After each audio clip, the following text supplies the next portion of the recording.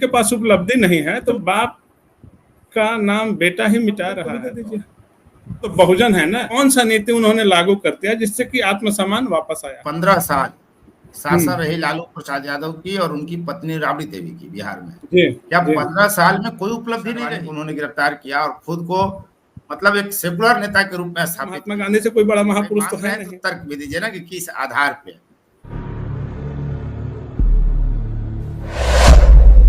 नमस्कार, मैं उपेंद्र कश्यप और आप देख रहे हैं फोर्थ व्यूज। आज हम बात करेंगे राजनीतिक और सामाजिक चिंतक मनीष चांद से। सवाल यह है कि लालू प्रसाद यादव को भारत रत्न देने की जो मांग की गई है वो कितना उचित है, और फिर जब यह पैमाना ही तय नहीं है कि किसी को कोई पुरस्कार किस आधार पर दिया जाए, तो लालू प्रसाद यादव को भारत रत्न देने की जो मांग की जा रही है राजद नेता की तरफ से, और राजद ने उसका बाकायदा समर्थन किया है, जो स्वाभाविक है। तो सवाल यह तो उठता है, मनीष जी हम आपका स्वागत करते हैं, कि लालू प्रसाद यादव को भारत रत्न क्यों नहीं मिलना चाहिए? लालू प्रसाद यादव को भारत रत्न क्यों नहीं मिलना चाहिए? आपका सवाल थोड़ा उल्टा है। आपका सवाल होना चाहिए कि लालू प्रसाद यादव को अभी तक क्यों नहीं मिला भारत रत्न, चाहे मिलना चाहिए उनको। मिलना चाहिए? नहीं, हमारे हिसाब से तो भारत रत्न की जो गरिमा है उसको बनाए रखना चाहिए, किसी को भी मिले। भारत रत्न बाबा साहब अम्बेडकर को ही मिला है, भारत रत्न बहुत बड़े बड़े विद्वानों को मिला है, और भारत का सबसे सर्वोच्च सम्मान है। तो उसकी गरिमा बरकरार रखना चाहिए और उसको बनाए रखने के लिए, गरिमा को बनाए रखने के लिए देखना पड़ेगा कि किसी भी व्यक्ति का सामाजिक, राजनीतिक या कोई भी क्षेत्र में उसका अपना योगदान क्या है। अब लालू प्रसाद यादव की बात करते हैं तो पिछड़ों के उत्थान में उनकी जो मानी जाती है कि उनका बहुत बड़ा योगदान है कि उन्होंने आवाज़ दिया। उन्होंने पिछड़ों के जो आवाज़ दबी हुई थी उसको बुलंद किया। एक वही उनका एक मतलब बहुत बड़ी उपलब्धि आज तक कोई बताता है, इसके अलावा कुछ नहीं बताता है। उन्होंने पिछड़ों की जो आप अगर आत्मसम्मान से जीने लायक, अगर समाज का वंचित तबका आत्मसम्मान के साथ जीना सीख गया, तो ये कम बड़ी उपलब्धि है क्या? विकास का मतलब आत्मसम्मान के साथ जीना सीख गया, इसको कैसे आइडेंटिफाई करेंगे? इसका भी कोई पैमाना हुआ ना कि आत्मसम्मान मिल गया पिछड़ों को। लालू यादव के माध्यम से आत्मसम्मान मिल गया। लालू यादव से पहले भी बहुत पिछड़े नेता हुए हैं, केवल लालू यादव तो नहीं हुए हैं। हाँ, एक संघर्ष की प्रक्रिया चलते रही है, लंबी प्रक्रिया के बाद ही कोई सामाजिक परिवर्तन आता है। तो लालू प्रसाद यादव ने तो परिवर्तन किया। लालू प्रसाद यादव ने वो परिवर्तन किया, खाने वालों, बकरी चराने वालों, उनके बीच हो गए, उनका बाल काटा, उनको स्नान कराया। नहीं तो आखिर वो उसका ना देखना चाहिए कि उसका रियलाइजेशन हुआ कि नहीं। उन्होंने जो कहा उसका कितना रियलाइजेशन किया और धरातल पर उन्होंने उतारा, और उसके लिए उन्होंने क्या पॉलिसी बनाई, इसका भी अन्वेषण तो होना चाहिए ना।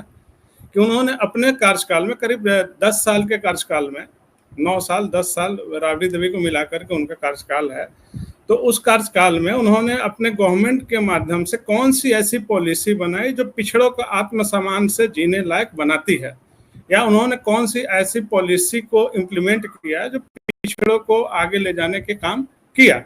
हम 10 साल के शासन में देखते हैं, अगर दोनों शासन देखा जाए तो कानून के स्तर पे, चाहे विधि के स्तर पे, या कोई ऐसा कार्यक्रम नहीं बना राजद सरकार में कि जो अपनी उपलब्धि बताकर कहे कि मेरा ये उपलब्धि है। आज भी नहीं बता सकता है राजद या राजद वाले कि उनकी क्या उपलब्धि है। तो ये भी देखा कि जब विधानसभा चुनाव में तेजस्वी यादव आगे आए तो पोस्टर बैनर से लालू प्रसाद यादव की तस्वीर ही उन्होंने गायब कर दी। हाँ, तो ये चीजें है ना कि उनके पास उपलब्धि नहीं है, तो वो सोचे कि लालू जी के नाम पे हम नहीं लड़ेंगे और अपना जो हमारा कार्यकाल है नीतीश कुमार के साथ उसको हम प्रोजेक्ट करें। तो जब बाप का नाम बेटा ही मिटा रहा है तो और लोग कैसे ले सकते हैं? और भारत रत्न की बात तो बहुत दूर है। भारत रत्न में एक और पेच है कि वो सजायाफ्ता हैं, तो उनको अगर देने के बाद जो भारत रत्न की गरिमा गिरेगी उसका क्या किया जाएगा?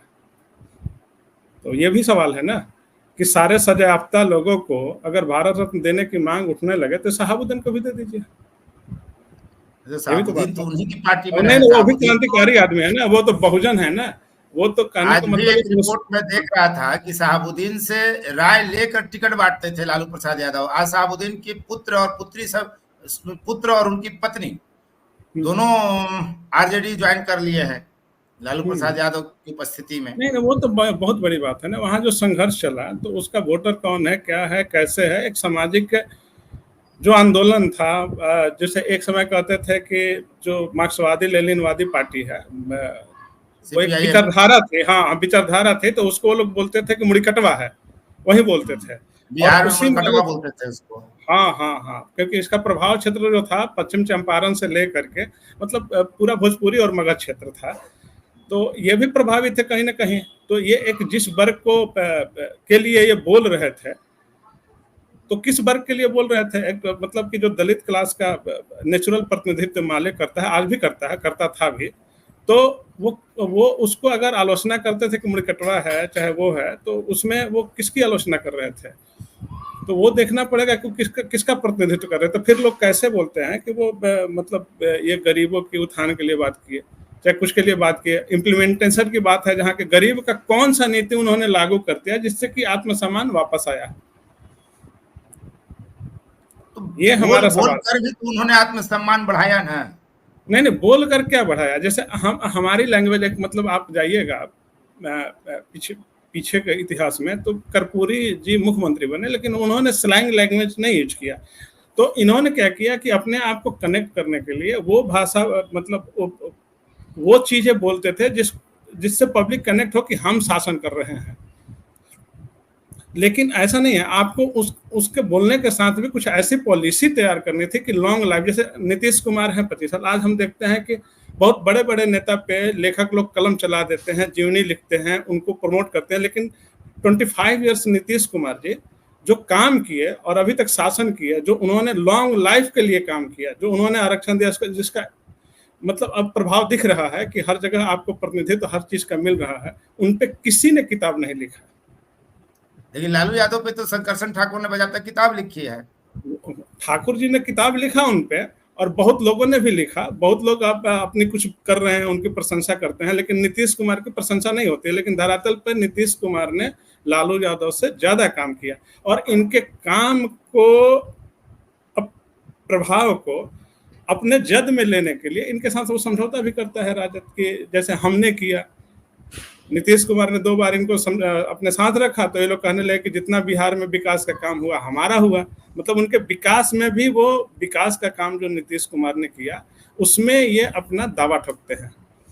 तो ये अपना काम बताए ना कि जैसे as a chief minister, as a deputy chief minister Lalu Yadav ने, राबड़ी देवी ने या तेजस्वी यादव ने क्या किया, कौन सी नीति बनाई जो गरीब गुरबा के आत्मसम्मान के लिए वो बेहतर है और लाभदायक है।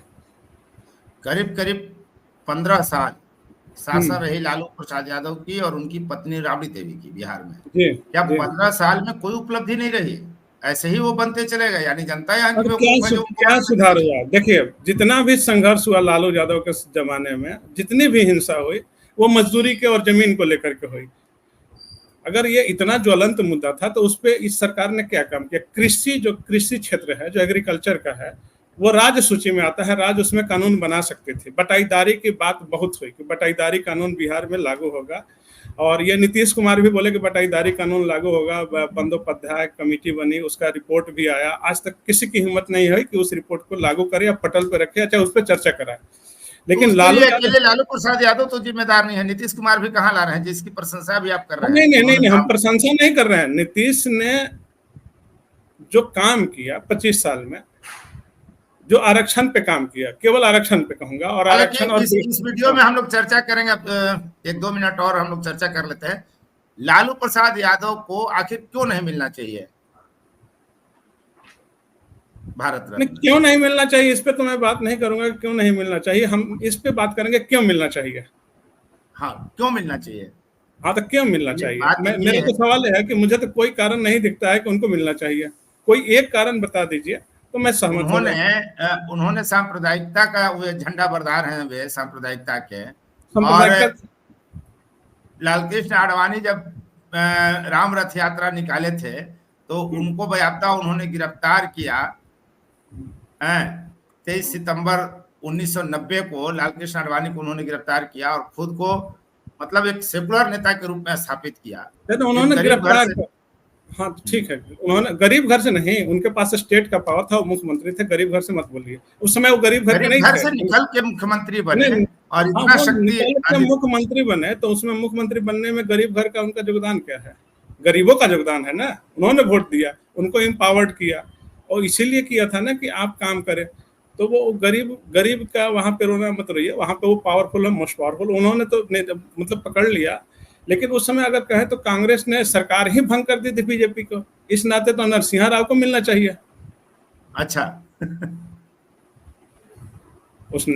कांग्रेस ने बीजेपी की कल्याण सिंह की सरकार ही बर्खास्त कर दी, तो इस नाते तो उनको भी मिलना चाहिए ना। मतलब लालू यादव को भारत रत्न मिले इसका कोई आधार उनके पास नहीं है, राजद के पास तर्क देने का नहीं, मेरे पास आधार का कारण नहीं है, वो सम्मान उच्च सम्मान है और उसमें हमारे बाबा साहब से लेकर के बड़े बड़े मतलब जो देश के लिए कुछ किया उस सम्मान में सम्मिलित हैं, तो उस सम्मान की गरिमा गिराने की कोई मतलब हमें तर्क नहीं दिखता कि उस सम्मान को गरिमा गिराया जाए। तो आगे इससे लेकर कोई राजनीति होती बिहार में दिख रही है क्या? क्योंकि वो तो होगी ना, वो तो भाई भारत में सबसे बड़ी बात मैं यहाँ देखता हूँ कि भारत रत्न के लिए इतना मारा मारी होता है कि हमें ये फलाने को दे दो, चिल्लाने को दे दो, ढकाने को दे दो, लेकिन यहाँ सबसे बड़ा महापुरुष जो माना जाता है, महात्मा गांधी से कोई बड़ा महापुरुष तो है नहीं लिखित में और नहीं हुआ, उनके लिए कोई भारत रत्न क्यों नहीं मांगता है? उनको तो आज तक नहीं मिला, क्योंकि उनकी जाति के लोग उतना वोकल नहीं है। नहीं अरे बनिया की पार्टी तो भाजपा है, भाजपा तो दे दे कम से कम। अभी भी भाजपा को बनिया की पार्टी मान के चला जा रहा है। नहीं मतलब अरे जिसने शुरू किया, जो स्रोत है, पार्टी बनिया की नहीं है।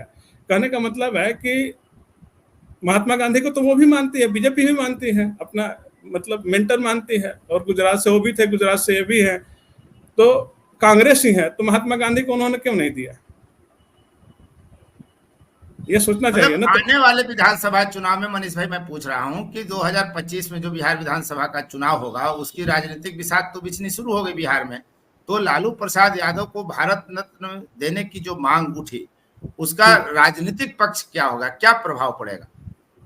कुछ नहीं पड़ेगा, पोलराइजेशन तो पहले से है, तो यादव लोग ही कहेंगे कि हमें भारत रत्न दे दोगे, तो इसका असर क्या पड़ेगा? अच्छा, वो मतलब दूसरे जाति जमात के लोग तो मांगेंगे नहीं मांगेंगे नहीं, और ये क्यों मांग रहे हैं इनको बताना पड़ेगा। अगर लॉजिक है तब तो प्रभाव पड़ेगा, लॉजिक नहीं है तो भाई पूछेंगे लोग कि भाई क्यों दे देना चाहिए। उन्हीं का तो मैं तर्क दे रहा हूँ, उन्होंने पिछड़ों को आवाज दी, गरीबों को आवाज दी, हाशिए की आवाज दी। भाई हम जो सवाल पूछ रहे हैं वही सवाल बीजेपी पूछ दे चाहे कोई और पूछ दे, तो इसका जवाब उनके पास होगा तब तो आगे बढ़ेंगे। चलिए, मैं मतलब तो सवाल कोई राजनीतिक प्रभाव भी नहीं पड़ेगा विधानसभा चुनाव में। नहीं, आप भारत रत्न मांगिए, चाहे आप महापुरुष बना दीजिए, चाहे देवता बना दिए, वो जब जाति के खांचे में बात होगी तो उसका जाति तक ही असर रहेगा, वो पोलराइजेशन जाति तक ही होगा, और वो पहले से है। हाँ ये होता कि दूसरे लोग, हाँ जैसे मैंने राजनीति पर कोई इम्पैक्ट इसका पड़ता हुआ नहीं दिख रहा है। नहीं, जैसे असर कब पड़ता है कि जैसे मैंने नीतीश कुमार की बात की, तो नीतीश कुमार का स्वयं मैंने बात किया कि भाई सारे पिछड़े के नेता हैं और ये भी एक पिछड़े के नेता हैं, तो पिछड़ों की जब बात होती है तो उसमें नीतीश कुमार को एक्सक्लूड करके क्यों बात होती है? पिछड़ों के लिए कम तो नहीं किया ना नीतीश कुमार ने, इनके जमाने में पिछड़ा आयोग बना, अति पिछड़ा बना, और इन्होंने पिछड़ों को बहुत सारी नौकरियां दी हर चीज में। मतलब तो, आपके हिसाब से लालू को नहीं, नीतीश को मिल जाना चाहिए? नहीं, मिलना नहीं चाहिए। कंपेयर किया जाएगा तो भारत रत्न की बात हो तो नीतीश को पहले मिलना चाहिए और लालू को भी मिलना चाहिए, उसके बाद मिलना चाहिए, लेकिन लॉजिक के साथ कि सजायाफ्ता है तो वो चीज इफेक्ट ना करे भारत रत्न पर। किसी सजायाफ्ता को मिला हो तो बता दो आप। चलिए, बहुत बहुत धन्यवाद मनीष भाई, आपने पूरी बात रखी। उम्मीद करता हूं कि दर्शकों को ये तर्क आपका अच्छा लगा होगा कि भाई मांग रहे हैं तो तर्क भी दीजिए ना कि किस आधार पे, वरना टाइप फिस हो जाएगा, कास्ट पॉलिटिक्स हावी है। हाँ। और जैसे आप अपने जाति के नेता को भगवान बना दीजिए, उससे क्या फर्क पड़ता है? जहाँ जाति के दायरे से निकलना बहुत मुश्किल है, वहाँ दूसरी जाति के लोग दायरे से पड़ेगा भी नहीं। दूसरी जाति के लोग कहे कि नहीं लालू यादव ने हमें प्रोटेक्शन दिया, उनको मिलना चाहिए, तब बात बनेगी। तब बात बनेगी। बहुत बहुत धन्यवाद मनीष भाई, फिर मिलेंगे। फोर्थ व्यूज, चौथा विचार, बाकी फिर